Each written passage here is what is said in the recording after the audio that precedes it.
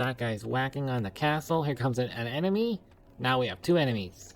It's getting dire. Okay, we died.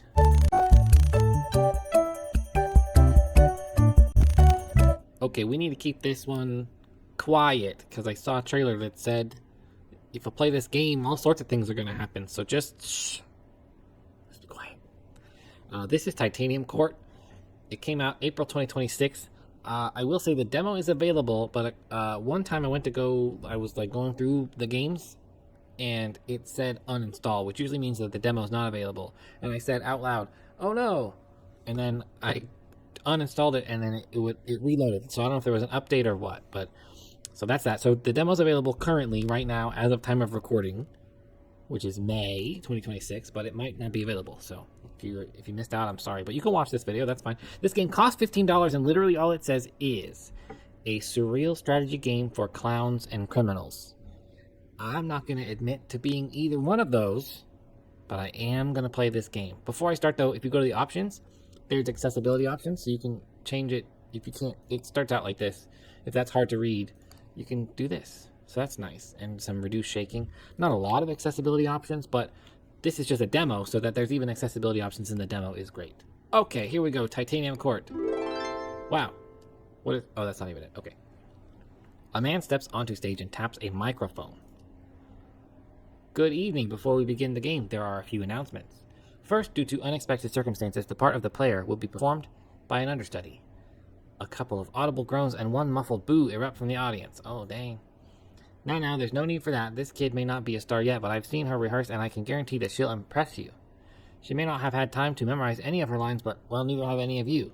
The audience laughs. That's funny. Second, we'd like to warn you that this production features a significant amount of obscenity. But before all the parents in the audience begin covering their children's ears, know this. This stage is enchanted such that the obscenities can only be heard by those of sufficient emotional maturity to handle hearing them. And finally, the writing room would like to issue an apology for failing to complete the script before this performance. They are working on it as I speak, so it is my pleasure to announce that tonight's performance is also a race. Who will win? The writers furiously working to finish the script, or the performers attempting to perform it? I can't answer that question, but I can announce that the race begins now. We hope you enjoy the game. Okay, where should you start? You were walking through the woods. That's right. When the world around you shattered. Whoa, no U-turns. This was both alarming and inconvenient. Isolated on a lone stretch of ground, you were transfixed as the broken landscape began to rearrange itself. Ah, okay. Connect 4. Hell yeah. Your eyes followed trees and hills collapsing in lines of 3, as if the forest you knew were a knot becoming carefully untangled. Okay, you dared not move from your position as the ground beneath your feet quivered in anticipation of shattering further. Ooh. You passed the time this way for who knows how long. Oh, I gotta do... Right. Who knows how long this is going on. Oh. Absolutely massive place. Until the court slid into view. There's the court. At first you weren't sure you could trust your eyes. That's right there. But there it was, a great shining structure among the roiling landscape. Something stable and enclosed, a shelter. You kept your eyes on it, hoping it would draw close enough that you might peer inside its windows. So we need to... Oh. Surprisingly, the court appeared able to move freely through the broken landscape, disregarding lines of 3 as it approached your position. So we can just do that. Just drag it. Look at that. And just as it came near, the shattered landscape lurched. With little warning, the forest snapped back together as if someone had pulled the knot of the reality tight once again. Oh. Except by now it wasn't the forest you knew, it was hardly even a forest. You stood stretched, and began the hike towards the court. I was going too fast there. Ta-da! Now we're at the court. The Titanium Court. The court of the forest, the wood court. Later, while the sun hovered low over the horizon, there was a feast within the walls of the court. Hoping to avoid any attention, you sought out a more isolated part of the hall, an empty table near an exit where no one would pay you much mind. A sound plan, except... Uh-oh. The hall was soon overflowing with people, and your table was no exception. Dang. The young man seated to your right began engaging you in idle conversation. The weather, how you found the meal, the role of the individual in a society, how you prefer to make your bed, those sort of subjects. Eventually, he inquired about how you came to arrive at the court. Uh-oh. Did we tell him we moved all the landscape around? Oh. Which answers my question quite thoroughly while raising many more, he says as you conclude your tale. Oh, okay, yes, we told him everything. But forgive me, you haven't actually finished your story, have you? You admit there is a bit more, though you have yet to make sense of it. The people within the court were earnest but odd. After your arrival, you attempted to get some answers about your whereabouts and the strange circumstances outside, except they spoke mostly in riddles and nonsense, didn't they? They did. Let's find out where you are. Okay. Do I put something? Ooh. A pair in front of a blackboard discussing magic. Ooh. There appeared to be a seminar of some sort taking place in the courtyard. A seminar on magic, if you understood the text on the blackboard correctly. So, okay, first you take a metaphor and then you stretch it really thin, right? Right. Like really thin, so thin you forgot its original purpose. Then you inflate it, right? Just inflate the metaphor. I prefer to use my lungs for that. Then as it's inflating, you twist it like so. You still following? I think so. And, hold on. Ta-da! There, now it resembles a dog. A delight for children and such. Ah, okay, so what happened to the metaphor? It's a lovely little balloon dog now. I see. They seemed a bit busy, so you left them to it. Next, you... Oh, hold on, are you seriously going to tell me about every individual conversation you had in excruciating detail? Yes. Yes, you are, because if he lets you proceed uninterrupted, he'll learn that many of these people played a part in what happened next. Fine. Alright, let's see, who's this? A small cat bathing in the sun atop the walls. Okay. We can pet the cat, I bet. Oh, said a small cat. Meow. Ah, your questions are numerous, but inconsequential, for they miss the current crisis. Meow. What crisis? Why the crisis wherein my dinner is late? Meow, but capitalized and spelled differently. It is so late, in fact, that I'm not certain the concept of dinner isn't something I invented in a fugue of hunger. Rawr. All other societal issues are mere trivialities in comparison to my plight. And then it's purring. Please, stranger, might you fill my bowl, thus ending this ravenous standoff. Are we telling this a story? A woman behind you laughed. Oh, don't listen to him. He's been fed twice already today. You cat, you trying to trick me to feed you 3 times? A woman in a helmet doing her taxes, potentially, at a picnic table. I don't know what's happening. I'm just gonna have to remind everyone. Said the woman, I would love to tell you where we are, friend, but I haven't even figured out where we aren't. She gestured at a stack of maps on the table behind her. We're not in any of those places. Or at least we weren't. Who knows if that's true now that the tide has come in. You attempted another tactic, hoping to glean some information. Perhaps she could at least tell you the name of this place. Oh, we just call it the court. Its full name is the Court of... I forget. Something like the Court of Aluminum, but it starts with a T. The Court of Tungsten? I don't know, maybe I'm new here and I'm bad with names, but at least I can give you mine. I'm Robin. She held out her hand, which you shook as you introduced yourself. Now, if you'll excuse me, I should try to sort this out before the tide settles again. Okay, let's talk to this. A man resting in the shade of the wall. What is all these stats over here? Said the man. Whoa, pal, before you ask me any more questions, you gotta know my deal. My deal is that I can only answer questions you haven't asked. So, as to where we are, no can do. Sorry, I can't tell you. But what are we doing? Oh man, we're a court of fairies on a quest to find our missing queen. He looked to both sides, then said, so let me know if you see her, just don't ask me where she is. Okay. What did the outside of the court look like from atop the walls? Okay, look out. Finding no immediate answers inside the court, you moved to the top of the walls and looked outward. That's a good idea. Perhaps there was something you could see from this vantage that would shed more light on your situation. To the contrary, conditions outside the walls were even stranger than they were at the time of your arrival. The rest of the shattered landscape had now melted away. The court stood alone amid a void. But not for long. Like a rush of water, new surroundings began to surround. Oh, there they are. Much of the new topography was familiar to you. You could identify fields, water, woods, and hills. But there was something else to see. A menacing group of other courts were also part of the landscape. You were not alone in noticing these other courts. Someone shouted, "The war!" The war is here. Someone else, that can't be. Puck said no wars until we find the queen. Then perhaps he should explain that to them, the other courts. Surrounded by the enemy on all sides and bereft of an obvious course of action, the people of the court began to pray.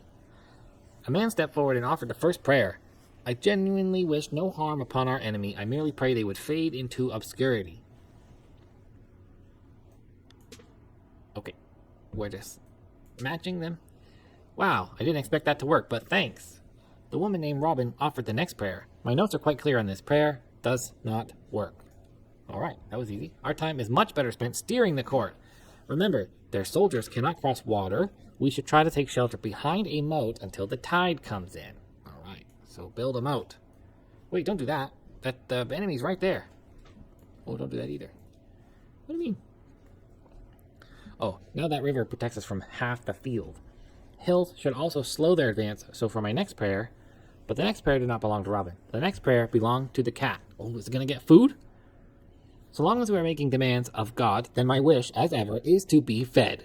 I knew it. It's going to get food. That's a hungry cat. If you're giving it a prayer, it's going to get food. Oh, you probably didn't notice, but something just happened over here. What happened is, by matching fields, the court has just acquired more food. Similarly, other parts of the battlefield can be matched to earn water, something, or rocks. Food, water, rocks. What's the other thing? Wood. It's trees. Okay. None of those fairies in the court will tell you this. Their religion forbids them from acknowledging the existence of the user interface. But I am a secular tooltip. I fear no god. I will do my best to provide you with this vital information. You're welcome. Yes, more of that, please. Perfect. Let's feed this cat. We're going to feed this cat so much it needs... Uh-oh. Robin then bemoaned the loss of the moat, and we face even more of the enemy before. Why must I bother? Than before. The scholars at the blackboard now chimed in. We've identified the most strategically sound location. This spot right here. If we just steer over there carefully, we should be fine. Sitting pretty. Right on top of those guys. But Robin interjected. Stop, look at the clock. It's almost low tide. We have time left for only one more move. This is an extremely...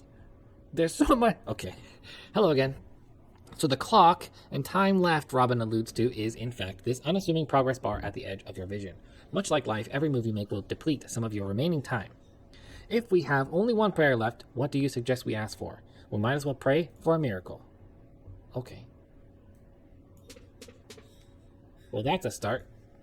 Apologies, but another explanation from me, your humble tooltip, is in order. The previous move chained multiple matches together. Because of this, you have earned some bonus time. For the fairies of the court, this might as well be a miracle. Is there any chance we could do that again, whatever that was? But there was no such chance. The next prayer would be the last one. Incidentally, the next prayer also belonged to you. Unsure of what any of this really meant, you imitated the people around you and made a pointless decision. Fantastic. Okay, we have full control over the board. Can't build a moat. We've got enemies right here. Nothing matters. Let's put the rocks.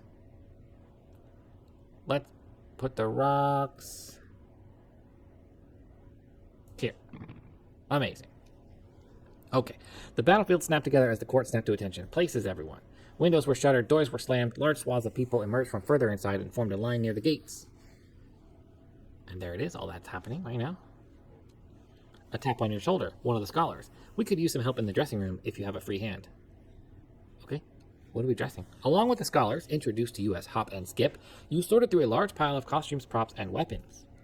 Check the tag on that, would you? Make sure I put it together properly. Click and hold. Farmer, working, faeries, gathers food from fields. If it looks correct, feel free to hand it out. You hand the bundle of farmer's apparel to the first person in line. Unperturbed by the idea of harvesting wheat in the middle of a battle, they whistled as they marched out the front gate.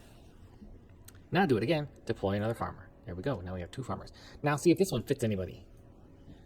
This is a soldier. Offensive faerie attacks the enemy. You handled the next person in line a bundle of armor and weapons. We're that weird. She tested the weight of a weapon in her hand. I haven't received any training, so I'm just planning to hit anything that doesn't belong to us. Great. After this minimal preparation, the scholars considered their work finished. I'd place our chances of survival somewhere near abysmal, but I'm afraid this is the best we can do. A small mercy, at least, that the queen isn't here to witness this. And so you waited with the others for the battle to commence. Hello, I must pester you one more time before I take my leave. Observe, this is the undo button. Use it to change your mind as many times as you wish before starting the battle. However, the official editorial position of this tooltip is that you are liable to lose no matter how many times you change your mind presently. When you are ready to lose, use the play button to proceed the battle. Now I will leave you in peace. But, tricky tooltip. Should you ever desire the company of your loyal tooltip, all you need to do is click and hold over any button or tile, and I will do my best to explain it to you. Okay, now I'm commencing the battle because I can't do anything else. So they get the wheat. That guy's whacking on the castle. Here comes an enemy. Now we have 2 enemies. It's getting dire. Okay, we died. Okay. Have to wine glass half full. And then, sometime later, as the sun hovered low over the horizon, there was a feast within the walls of the court. The man to your right is beside himself with laughter. Okay, so our court, caught off guard by a sudden war, stumbled behind enemy lines, made a token attempt at resistance, and was summarily toppled. Do I have that right? Yes, that does appear to be an accurate summary. Well then, I'm certainly glad I slept through that. As you look at your surroundings, a switch flips in your mind. Your own story makes little sense now that you think on it. How did you... Don't worry about it. If our court couldn't withstand physical destruction, we wouldn't last 5 minutes within the pull of the tide. But enough of that. It's about time I made some introductions. As you've narrowly avoided learning, this place is called Titanium Court. Meanwhile, I have the honor of being the steward of the court. My name is Puck, although my lovers and enemies call me Goodfellow. I am chief advisor and friend eternal to our fair queen. As fancy as that sounds, in practice it means he's unemployed. One of the scholars, the man named Hop, has approached your table. He appears to have had a drink or 2 or 4. He pulls up a seat between the 2 of you and assumes a jovial posture. Guess the queen stood us up, eh? Good fellow. Lucky for her, I'd say I'd skip town too if I knew what a sorry showing the court would make. But on the plus side, we can continue draining her wine cellar. Now, are you going to help me with that, good fellow, or are you just going to stare at me? I don't mind either way. Puck, staring at the scholar, mouth agape, slowly inhales and pinches his nose. What fools these... How drunk are you, Hop? The queen is right here. I've been speaking to her for the entire feast. Whoa. Oh, I see it now. That calls for Her Majesty's finest vintage. I'll be right back. As Hop makes a quick exit, you look steadily at Puck and shake your head. There's no use denying it now, not after the tale you told me. If you'd like more proof, just take a look at where you're seated. You slowly take in your surroundings. Goodness. Puck smiles. Now, if I may conclude my introductions, let me introduce the court to your majesty and likewise. He stands up and addresses the entire hall as he says, Long absent, the queen of Titanium Court, always a stranger, has arrived. Cheers erupt and dessert is served. Whoa. That's a, wow. Okay. To your left, Hop returned with an armful of glasses and bottles. And about time, too. Good fellow, did you tell her about the war yet? Titanium Court, Chapter 1, a place beloved only of clowns and criminals. Okay, that's all.